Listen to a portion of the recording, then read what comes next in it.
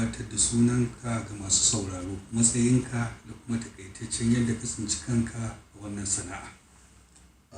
Sunana Bello Muhammad Bello, wanda aka fi sani da General BNB kuma General BNB 4PNB. Ni haifafan cikin garin Jos ne a Plateau State. Na yi karatu na tun daga primary har secondary har university duka a cikin garin Jos. Sannan kuma na yi courses a Berlinale Talent campus. Sannan kuma na yi course a relativity. Na yi course a relativity film school da ke United States of America. Na ɗan yi courses da yawa haka da suka shafi fina-finai. Ina da diplomas kamar guda 4. Ina da diploma accounting, ina da banking and finance, ina da mass communication, ina da marketing, kafin na samu degree a economics. So daga nan ne kuma na je na wasu courses da suka shafi fina-finai haka. Sai kuma na tsinci kaina a ciki. Abin da ya sa na tsinci kaina cikin wannan sana'a shine wato ina kallon inda ake sana'ar na fina-finai, kuma sana'ar sai tana ban sha'awa. Amma ba na kallon sana'ar, ba na yawan kallon fina-finan lokacin sosai, saboda ina kallo haka sai wani lokacin ɗan dinga jin haushi irin inda ake yin abubuwan sai ringa ganin ba a yin su yadda suka dace. Sai dinga ganin wasu lapses, wasu problems haka da ya ci da wasu abubuwa haka, wasu errors da yawa inda ake yin wasu abubuwa. So zai mana na tsani sana'ar haka irin ba na son makallo. Surprisingly kuma cikin ikon Allah sai na ji kuma sai na yi ta wani lissafi na zuwa idan da ka ringa criticizing ko ɓatanci ko ka tsani wani abu da wani yake yi, why not in dai abin mai kyau ne kai ka shiga ciki ka gyara in your own way in za ka iya gyara ko kuma kai a gana kan, tunda kai za ka iya kushe abin wani to kai nakan mana a gana kan yaki. So sai na deciding na rubuta labari. Sai na zauna na tsara labari. Fim ina na farko kenan mai suna Rai, wanda triple role na ni ba double ba ma ciki. So sai na rubuta shi, na zama ni ne na rubuta, ni na tsara komai, ni ne directing, ni ne producing, ni ne kuma acting ciki gaba ɗaya. Kusan komai ma ni ne ma. Some part of editing ɗin ma ni ne duka lokacin, komai ni ne. Za mu zo a kan wannan. Yawwa, so haka ne. Ka yi fina-finai da dama waɗanda suka janyo maka ɗaukaka, ko za ka iya faɗan guda ɗaya daga ciki wannan fim ɗin da ya jawo maka ɗaukaka har ya sa ka samu suna a cikin wannan harka? To gaskiya fim ɗin da zan ce ya fara jawo min ɗaukaka a cikin fina-finai shine wannan Rai ɗin nan dai. Amma wanda ya shooting ɗina sosai zuciyata shine ya shooting ɗina sosai. Me yasa? Saboda mun zo da wani salo a cikin zuciyata da na yi, wanda nake so ni ɗan mai kuɗi ne sosai, ba wai kuɗi na wasa ba, kuma mata suna bina da yawa, amma kuma sai gashi haka kawai zan wuce na ga mahaukaciya, kawai na ji ina son mahaukaciya ne. Kuma ma'ana tana da pride sosai, Hajara Usman a fim ɗin. So ni kuma na ga mahaukaciya na ce ita nake so kawai. So soyayya ni kawai zama ina wannan mahaukaciya naturally, kuma belief ina shine za ta warke, ni kawai ina son ta. So wannan shine dai problems da suke ta cikin fim ɗin, controversies ɗin gaba ɗaya da suke fim ɗin kenan. So wannan fim ɗin gaskiya ya karɓu a wajen jama'a, kuma ya yi shooting ɗina sosai a duniya. Wato kana ga shi ya daɗa ɗaukaka? Ya shi ya ɗaukaka ni cikin ikon Allah. Ana zargin cewa a yanzu ka fi baiwa siyasa ƙarfi fiye da sauran shirin na fina-finai, har ma ka samu haɗari na motar ka ta lalace a lokacin da ake gangamin zaɓe, kuma a kwanakin baya an je kana wa 'yan uwanka jarumai godiya. Shin sun baka sabuwar mota ne kake musu godiya, ko kuma me dalilin da yasa kake wa 'yan uwanka jarumai godiya? Zan fara da na farko, ana zargin cewa yanzu na fi ƙarfafa siyasa a kan harkar fim. Duk wanda ya san sosai, ni zan iya cewa siyasa ma ita ta haife ni, domin mahaifiyata Allah ji kanta da rahama politician ce ita ma. Kai siyasa ce. So babana shi ma government worker ne, ma'aikacin gwamnati ne, amma still yana siyasa. So ni kuma ni kaina na taso a cikin siyasa. So kuma a 2015 na contest in Federal House of Representative, Basa Jos North, wanda ni ne na zo na biyu ma gaba ɗaya zaben. Da yanzu haka magana da muke da kai, da yanzu ina jin ina Abuja na House of Reps ne yanzu. So 2019 din nan sai na contesting, wancan na yi aka under kowa party, but still lokacin ma ina tare da Buhari a gefe a sama. So amma wannan karan abin da ya sa ban yi 2019 ba, saboda gaba ɗaya na committing komai na ne gaba ɗaya a ɓangaren Buhari da APC da duk wanda ma Buhari ke so, da kuma duk wanda iyalansa suke so da matarsa gaba ɗaya. Sai na ce kawai ni baran sacrificing, ba zan yi contesting ba, kawai komai zan yi APC ake kawai saboda Buhari da matarsa, domin masoyin manzon Allah ne sallallahu alaihi wasallam, kuma ni ina tare da duk masoyin Annabi Muhammad sallallahu alaihi wasallam. So haka ne. So shine na farko kenan a tambayar ka kenan. Sai maganar haɗari.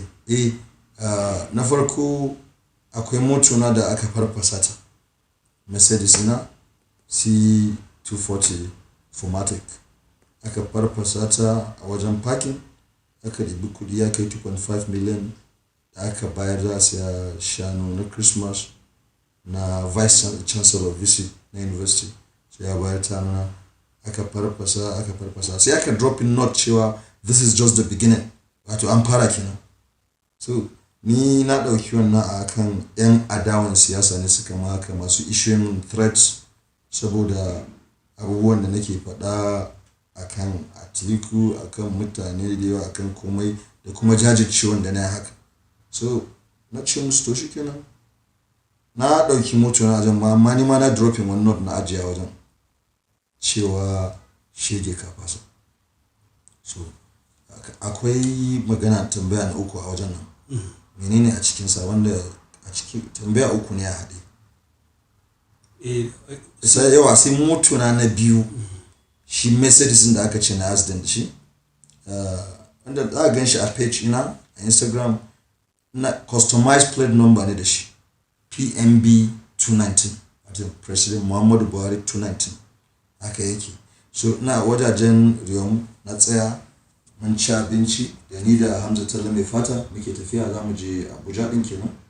So on our way mun yi gaba, mun wuce Gana wurin mun yi nisa. So a nan ne wata trailer ta shigo garin kaucewa, motar dai kusan condemn ne ita ma, wancan ɗin ma condemn ne duka a cikin tafiyoyin. To amma ban damu ba, saboda muƙaddari ne, kuma duk abin da Allah ya ƙaddara maka zai same ka. To sai na ɗauki abin muƙaddari, kuma na ɗauki abin cewa ai mun tsira da lafiyar dukkan mu biyu ne. Shi yasa daga nan instantly kawai sai muka nemi wata motor drop, muka shiga Abuja, muka ci gaba da abubuwa. Ko da na shiga can Abuja ban faɗi abin da ya faru da ni ba, because akwai mutane da yawa, wani zai tunanin wani abu, wani ya tunanin wani abu, wani sai na bar abin. Hamza ya ce an gaggawa, na ce no need, babu komai, tunda ai arziki ne. So a cikin bayaninka a wajen nan kamar kai maganar a wannan question da kan ba kamar kai maganar ko gwamnati ta yi wani abu ne kuma ka ce a daidai wannan wajen kana yabawa abun nan. Ok, sai aka ji still na fito ina yabawa abokan sana'a na. Saboda gaskiya tsakani da Allah na kwanan nan kenan ko? Ina yabawa abokan sana'a na kwanan nan saboda lokaci gini ya faɗo a kafana. Zan ciro kayan yan biyu na da mata ta shanya fin so fin a shiya abin nan sai gini ya faɗo. Na yi ƙoƙarin gudu haka sai ya faɗo ƙafa na inda ya karya min ƙafa nan gurin haka sai kuma ya fasa min agar ankle san sunansa da Hausa ba ya haƙuri. So instantly gaskiya akwai taimako wanda ban nema ba kaman alinu kawai ya yi waya da matana kawai don bai masa mena ba kawai sai ya ce ta tura masa account. Akwai taimakon akwai kuɗin da ya tura na taimako kawai tura mata ya ce ta bani Adam Izango da Santin ya turo min da kuɗi. Sani Danja shi ma ya turo min da kuɗi ɓangaren aktoci kenan fa. Akwai mutane da yawa da suka taimaka min wayanda ba 'yan fim ba da yawa kamar su general Ira Tafida sarkin samarin Agege kenan, irin su Muri Tafida, irin su Al Pacino Mental Level 1 duka sun taimaka min, irin su Senator Ubasani da sauransu. So a wannan ɓangaren kenan. So na zo sai na ji call haka aka kira ni. Abdul Ahmad mai kwashewa producer ya kira ni ya ce da Allah kar ka yi nisa fa da wayanka akwai za a kira ka yanzu. SA ɗin first lady kenan Hadi Uba wanda yake auren ƙanwar matar shugaban ƙasa Maryam Halilu. So ya kira ni ya ce min to zuwa ƙarfe 10 da Allah ka zauna very close to your phone. First lady Hajiya Aishatu Buhari za ta kira ka a waya kuma shi kansa shugaban ƙasa zai kira ka a waya zai jajanta maka. So ina zaune zuwa wannan lokacin ya kira ni shugaban ƙasa Muhammadu Buhari ya kira ni ya yi min jaje. Na ji daɗi, na yi farin ciki sosai a jajen da ya mun saboda in kana nuna mutum ƙauna ya san kana nuna masa ƙaunan nan kai kanka za ka ji daɗi. So bayan nan first lady excellency Hajiya Aishatu Muhammadu Buhari ta kira ni ta yi min gaisuwa ta yi min jaje. Musa Halilu da Jiman Adamawa ƙaninta ya kira ni ya min jaje. Akwai Modi Halilu wato gwamnan gobe kenan Allah da na Adamawa state wanda shi ma ya yake a wajen Musa Halilu shi ma ya kira ni. Duka dai family da duka Aisha Buhari babu wanda bai kira ni ba ya min jaje. Sannan kuma da gaske ne sun tallafa mu a wannan ba sun tallafa ba ta gefen mota ba, sun tallafa min na treatment ina saboda treatment din ya yi tsada sosai. Ya yi tsada, ɗaurin gida aka yi da farko sai ƙaban ta fara wani iri. So sun tallafa min har na je asibitin ƙashi na Bima da kuɗi da yawa. Kuɗin asibitin ya yi tsada, I cannot afford it. So sun tallafa min sosai. Yanzu kuma jiki ya yi kyau. Jiki ya yi kyau saboda ni na yi ƙoƙarin a irin jajircewa na da cikin ikon Allah.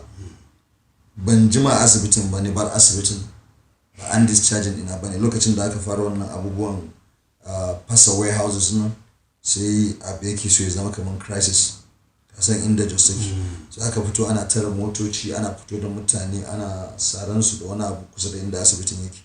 so sai na kira na kallon komai a waya sai kokari na kira aka zo aka dauke na kasu nake ina away from the hospital na tafi saboda za a iya zuwa attacking ina based on yadda nake tare da gwamnati nake kuma supporting gwamnati kuma nake yin abubuwa because ka gani human rights activist ne ko ba haka bane I'm an activist bayan haka kuma politician ne ni so ina da bakin na magana sosai kuma ni voice of the voiceless dole akwai wanda za su ji haushi su yi attacking na sai na bar wajen to shi yasa bayan na bar wajen ina ci gaba da zuwa asibiti ina dawowa ina ci gaba da zuwa ina dawowa a yanzu haka ma akwai surgery instant da za a kara mu amma a hakan alhamdulillah ko ba sanda ina ɗanya tattakawa ko da yake ana aiko mana da tambaya daga masu abotan masu wato sha'awar irin shirye-shiryen da kuke wani ya aiko mana tambaya cewa tun da kai aure sai ga shi kayi baya da shirin fina-finai ko za ka yi ƙarin haske akan haka? Ba gaskiya ba ne gaskiya ban yi baya da shirin fina-finai ba because shine abin da yake bani abin da zan ci sana'ata ce kuma aure responsibility ne da yake hawa kanka so da na yi aure a nan ne ma na jajirce a kan sana'ar sosai so saboda menene saboda a nan ne ai na zo ina ni kadai na zo muka zama mu biyu ni da matana to cikin ikon Allah kuma ba yi clocking shekara ɗaya ba sai Allah ya mai da mu hudu ya ban yan biyu mata so ai maganar zama da baya da fina-finai bi mata so ba harkar ce dai ta yi ƙasa saboda piracy da ake yi ya yi yawa ana films ana asara da sauransu so abinda muke bukata dama wajen gwamnati shine mu samu cinemas muna da cinema houses da yawa a arewa wanda gwamnati za su dinga samun revenue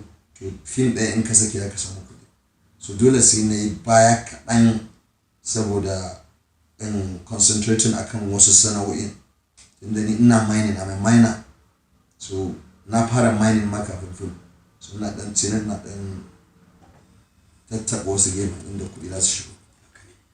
To me za ka ce game da matsayinka game da asarar motar da kai shin gwamnati ta baka wata sabuwar mota ne ko kuma akwai wani abun alheri da ya biyo baya ko kuma kyale ka aka yi haka shiru ba a maka komai ba kuma mun san cewa kana ɗaya daga cikin wanda kuke wani asusu na tallafawa na Aisha Foundation Aisha Buhari da kuke ba wa talakawa gudunmuwa ko da wannan kawai aka maka sakayya. To asarar motocin da na yi na dukansu kirar Mercedes ne guda biyu wancan ɗayan babba wancan ɗayan ƙaramarta wanda akalla duka bira suka yi kamar miliyan 12 da wani abu to amma abin da zan faɗa a kai ito ba wani moto da zan ce gwamnati ko wani ya ɗauka ya bani kyauta akan wannan asaran da na yi ko kuma gwamnati sun bani ba a bani mota ba amma kuma abin muƙaddari ne ai arziki ne kuma a cikin alkur'ani ma Allah na cewa wayar zuƙo min hausu la tasir mai tawakkal Allah fa hasbu inna Allah balighu amri qad ja'ala Allah li kulli shay'in qadara yace zan azurta ku ta inda ba ku zata ba ku yi tsammani ba amma wanda ya tawakkale ni ga al'amuransa gare ni to zan yi mishi saboda haka har yanzu ni ban fidda rai ba ban cire rai ba zan iya samu ta kowane gefe zan iya samu ta wajensu zan iya samu ta wani gefe ta kowane gefe sun mun abin da ya fi mutu mutum ya kira kama a ce ka yi waya da shugaban ƙasa ma a ce kana shiga cikin villa kamar gidanka sun mutunta kama wani babban abu ne wannan so a ce kana yin magana akan talakawa kuma a tallafa wa wayannan talakawan abu ne wanda ni ya fi motar ma a wajena so maganar kuma Aisha Foundation na Aisha Buhari wato Future Assured Foundation gidauniya haka ko za ce kuma wani abu na tallafawa talakawa da sauransu da relief materials kamar irin su abinci magunguna da sauransu da take an daɗe ana wannan abin gaskiya baya shiga inda ya kamata ya shiga. So just of recent ɗinta adi uba muka yi magana ya kira ni muka yi magana aka tattauna komai. So na zama ambassador na feature assured na Plateau State gaba daya. So an turo da mota na abinci, trailer, shinkafa, kayan sawa da su taliya da man gyada da tumatur, wanda ni kuma on my own na yi ƙoƙari na buga t-shirt na ibi mutane yara, na buga t-shirt na feature assured, na yi ledoji na feature assured wanda muka ringa zuzzuba abincin a ciki da iyali na da ma'aikata na, kuma na ɗauki securities da yawa na biya su. Muka zaga muka dinga rarrabawa lunguna mu ba Christian, mu ba musulmi, mu ba ma wanda bai da addini, duk wani gajiyayye mun babba su. So kasan abin ba zai satisfy duka mutane ba. So abin ya zo ya ƙare wanda yanzu haka pressure inda yake kaina ma kullum gidana sai an cika, sai in ce musu su bari insha Allah za a sake kawowa. So wannan abu ya kyau, ni dan na gaya wa iyalina ko ƙwaya ɗaya kar a ce a dafa a gidana, saboda ba nawa bane, na rabawa jama'a ne, ba nawa bane. In nawa ya zo nawa zai zo, wannan na mutane ne. Yanzu an lura cewa kamfanin shirya fina-finai na Kannywood ya ɗaukaka, ya bunƙasa, har ma ya buɗe rassa a Kaduna da Jos. Shin kana ga wannan zai kawo wani tasiri a kamfanin? Sosai ai shi ne zai kawo tasiri, saboda idan kana sana'a a ce abin ya shiga wasu wajaje da yawa, to gaskiya abin ya yi nisa. Kannywood ta yi nisa sosai, ta bunƙasa, sai dai kawai tallafi da muke so daga wajen gwamnati za su ƙara tallafa mana abin ya yi ƙarfi sosai fiye da haka. Kusan in ce magana za a yi a kan fim ma gaba da in general ma ba Kannywood ba, kusan zan iya cewa garin nan Jos shine ginshiki na fina-finai. Kusan anan aka fara fina-finan ma gaba ɗaya, kuma har yanzu masu rolin abubuwa na films gaba ɗaya nationwide duk Najeriya gaba ɗaya, tun da kan Nollywood, Kannywood ɗin gaba ɗaya, 'yan Jos ɗin dai su suka fi yawa. So saboda haka ba ma ya bunƙasa ya shigo bane, a daga nan aka fara. So rashin yawancin wannan faɗace-faɗace da aka dinga yi su suka ɗan kawo na ƙasu abun, kuma Kano shi ya zama kamar headquarter na abin, sannan kuma ya Kaduna still. So yanzu alhamdulillahi RFI ya ba mu 8,000 square meters da za a gina babban sinima sosai na zamani da wajen parking da wani abubuwa, so a Kaduna. Bayan haka ya ba mu yan fim ɗin kowanne plot da zai yi gini ya zauna ma a Kaduna gaba da yana so, saboda a samu cigaba a harkar. So wannan babban cigaba ne. Idan da za mu samu gwamnoni kamar irin shi haka da za su yi mana haka arewa, kai koda guda 10 ne kawai, to ina ganin insha Allah garuruwan su za su ci gaba, mu ma za mu ci gaba, sannan gwamnati ma ta ji daɗi saboda revenue da ta samu, sannan kuma zai rage unemployment da ake samu na matasa marasa aikin yi. Domin fim ɗaya idan ka yi za ka samu sama da mutum miliyan 10 suna cin abinci da wannan fim ɗin kwaya ɗaya. Haka ne, kana ɗaya daga cikin 'yan Kannywood kuma wanda za a ce baka da tsoro, gaskiya ta zo kana faɗa. Akwai lokacin da ka kuka akan abin da Aisha Yusuf ta yi, kuma ta faɗa akan abin da bai dace ba, sai ga shi a wannan Rahama Sadau ta jawo an wa Annabi batanci, kuma kana daga cikin masoya Annabi, ga shi baka mata wani gargaɗi ba, sai ma cewa kai tunda ta riga ta tuba a yafe mata. Ko za ka yi ƙarin gaskiya kan haka? To maganar tsoro da kai, gaskiya tsakani da Allah, ni ban a rayuwata ni ban san wani tsoro ba gaskiya, saboda ban san wani abin tsoro ba sai Allah subhanahu wata'ala shine abin tsoro, saboda shine mahaliccin, shine ran mu yake hannun shi, shine zai iya karɓanta a kowane lokaci, shine ke da kun ko ba haka bane. Shi yasa ita maganar Aisha Yusuf wancan mata na fito na attacking ɗinta sosai a Twitter da ko ina saboda ainihi tana da problem. Matsalolinta suna da yawa. Matsalolin Aisha Yusuf ita damuwarta shine ta faro irin wancan su campaign na wani menene na Chibok lokacin can da wasu maganganu. Tunaninta shine shugaban Muhammadu Buhari ya ɗauki minista ya bata. So shi kuma a irin zurfin tunani da nashi ya auna ya riga gane. So bai wata minista bai ta dawo critic, ta dawo zage-zage da surutai da abubuwa da kamar mata zauce. So dole mu ringa mayar mata da martani saboda wanda ya taba shugaba za mu taba shi.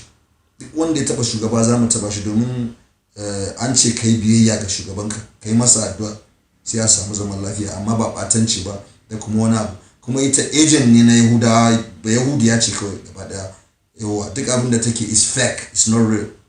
Shi yasa ta ce ita activist, ni kuma ina kiranta active beast. Haka nake kiran shi. She's a beast, active beast. Haka nake kiranta ni. Maganar Rahama Sadau abin da ta yi, tabbas duk dan azam ajizi ne, babu ma'asumi sai manzon Allah sallallahu alaihi wasallam. Dukkan mu akwai laifukan da muke aikatawa, wasu a fili wasu a ɓoye, wasu mun sani wasu ba mu sani ba. To amma ba a shiga tsakanin bawa da Allah. Kuma ainihin wannan shigan da ta yi shine ya jawo abin da yasa aka soki manzon Allah sallallahu alaihi wasallam, wato fiyayyen halitta. Abin ya min ciwo. To abin da yasa ban yi zafi a kanta sosai ba shine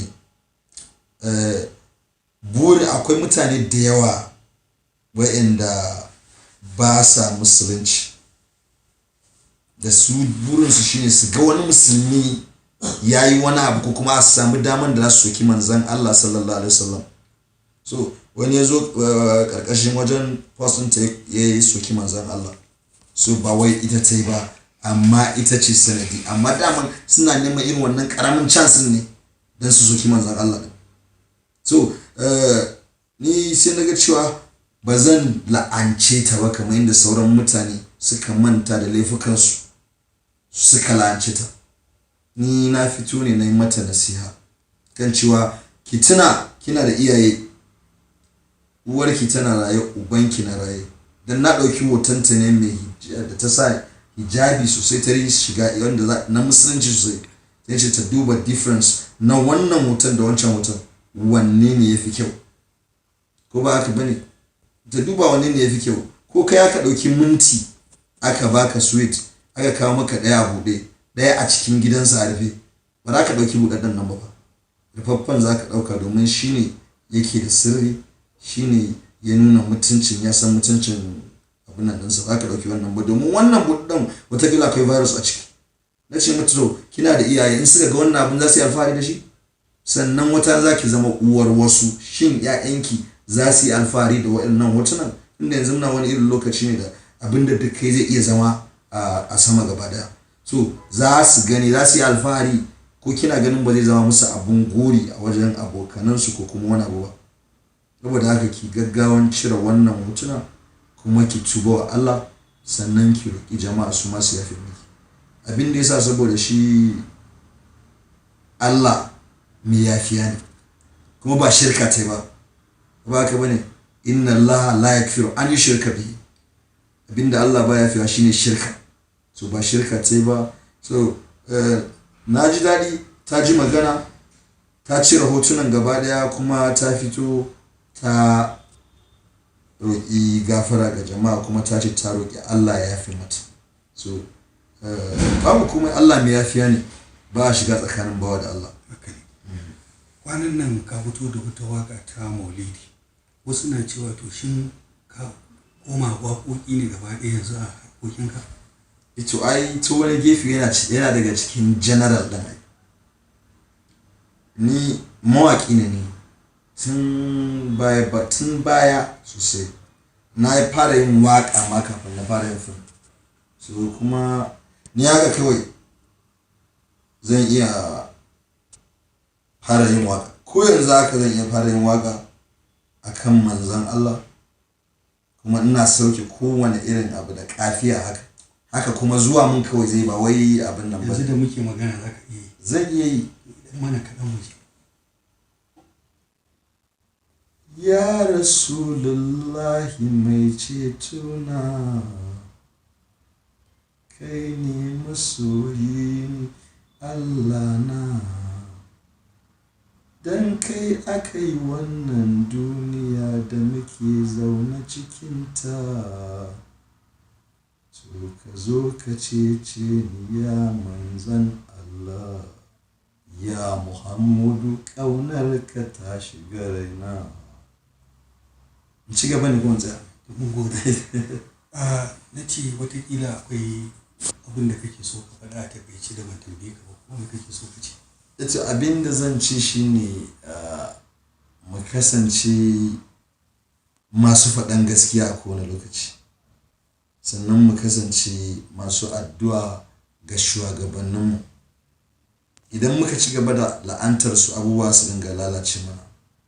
Mu kasance kuma mu sani cewa duk wanda ka ga shugabanci cikin Kur'ani akwai Allah ne ya ba shi shugabanci, kuma shi ke iya karɓar shugabanci.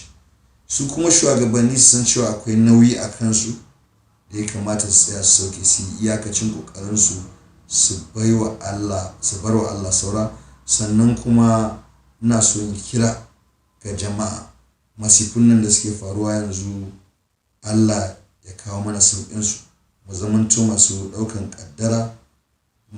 Banditry ɗin nan ya addabi arewa, kashe-kashe da ake yi da sauransu. Ina kallon abin ta fuskar siyasa ne da ɓatanci da ake so a gwamnati, so sai ake using ainihin wato talakawan da muke da shi, saboda talaucin da muke ciki ake biyan su suke yin wasu abubuwa, ba ma suna yi don sata ba ne. So gwamnati ta tashi a kai. Service chiefs nan gaba ɗaya idan ba za su yi aikin su inda ya dace ba, tunda information na zuwa ko a post ɗin da na dazu, information na zuwa cewa za a zo attacking kamar inda gudaji ka zaure ba. To ya kamata su da sauri irin SS sai su sauri sai su gaya wa hukuma, sai a yi sauri sai a zo a jira su kafin su zo Allah yin ambush an faɗa musu. Amma sai sun zo sun gama sun yi komai da komai a zo abubuwa ba daidai ba ne. Shugabanci abu ne mai girma, za ga ka ba wannan matsayi kaza, wancan matsayi kaza, wancan matsayi kaza, wancan matsayi kaza, kuma ka yarda da su. So ba lalle bane dukkan su wanda ka ba matsayin nan su dinga tafiyar maka da abinka kamar yadda kake so. Buhari yana iyakacin ƙoƙarinsa, ya raba ya bada amana, to ba lalle bane kowa ya aikinsa inda ya dace, ko ba haka bane. So ya kamata mu fahimci haka. Ko Obama lokacin da ya hau shugabanci na America, za ga kansa baki ne gaba ɗaya gashinsa, amma a areas ɗin da ya yi gaba ɗaya kansa sai zama babu wani gashi baki sai fari, saboda pressure.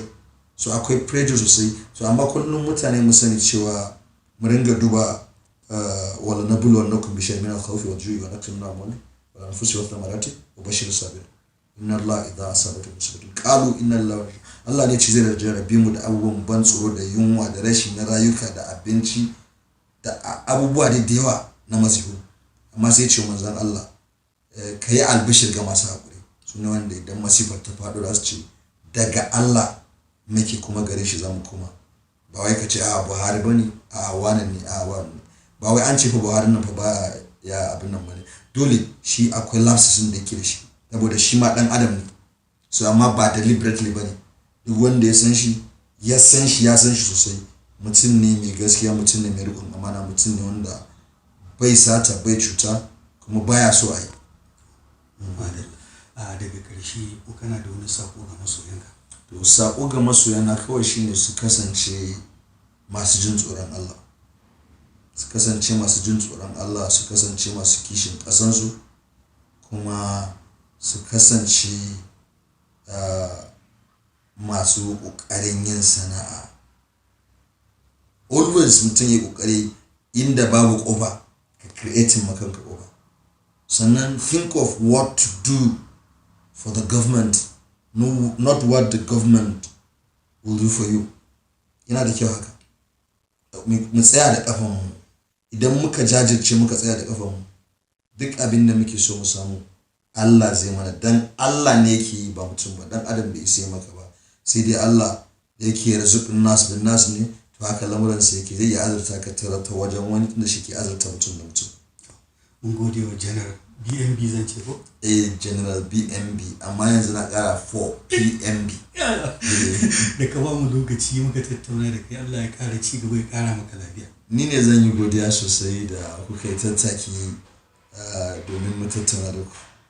Ni zan yi godiya sosai, na gode. Allah Ubangiji ya saka da alkhairi, maganar lafiya kuma Ubangiji Allah ya amsa. Insha Allah very soon zan fara tafiya da ƙarfina. Very soon Allah ya, na gode. Minti 35.